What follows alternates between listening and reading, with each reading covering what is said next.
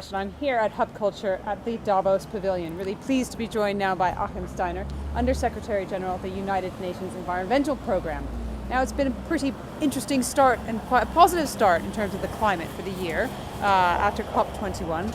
But tell me, what's your message here at Davos? I think essentially a message of hope and anticipation. The last year saw the world not only come together around a new development agenda which set priorities as never before that bring the economic together with the social and the environmental.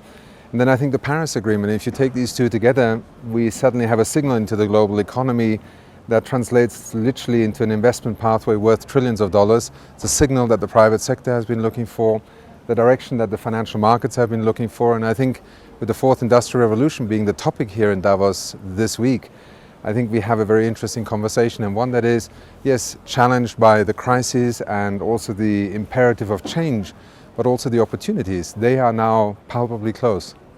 Tell me about green finance. What changes have happened so that it's quite an exciting moment for it at the moment? Well, if you think about the fact that our global economy at the moment has about $300 trillion of financial assets, and if those financial assets are focused on the economy of yesterday, well, we define the imperatives and opportunities for tomorrow and cannot align them, then it's not going to work. Finance is critical. It is the lifeblood of our economy. And I think just in the last few months, we have seen tremendous changes. The Financial Stability Board looking at climate change, China in its G20 presidency making green finance one of the topics that it will bring to the heads of state and government when they meet.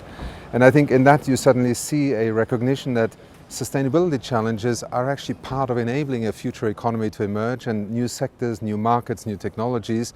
And that, I think, is a significant change. You can also measure this, for instance, by, at Paris, the declaration of many institutional investors who have joined the Portfolio Decarbonization Coalition. $600 billion were committed already in that direction, and I think many more will follow. So these are the signals, I think, that will inform not only politicians, policymakers, but more importantly, actors in the market. I was speaking with Ivo de Boer from the Global Green Growth Institute. He points out that, of course, for developing economies, emerging economies, it's still a massive challenge to balance the growth needs with the need to grow a green economy. What thoughts do you have there in terms of the inspirational ways, the interesting ways that countries can do that path? Well, I think the challenge that we had 10 years ago has actually diminished. Take an issue such as energy. Africa, 700 million African citizens do not have access to electricity as we stand here in the year 2016.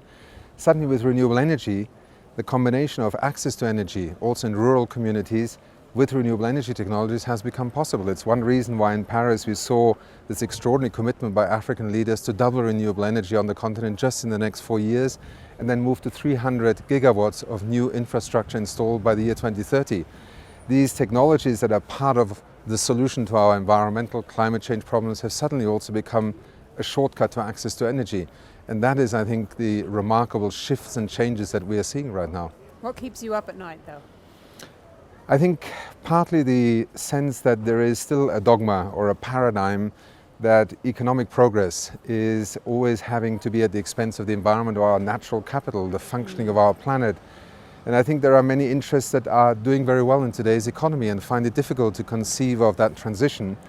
I think if we do not align those interests, if we do not recognize that there may be also losers, then we will lose a lot of time, and that will cost us a great deal. So that inertia and perhaps sometimes also self-interest and even the lobbying that goes against some of these transitions, which are now inevitable, are perhaps the biggest challenge we face right now. It's not the possibility, it's more the reluctance, sometimes the ideology, or sometimes simply the interests that are not yet aligned with these opportunities.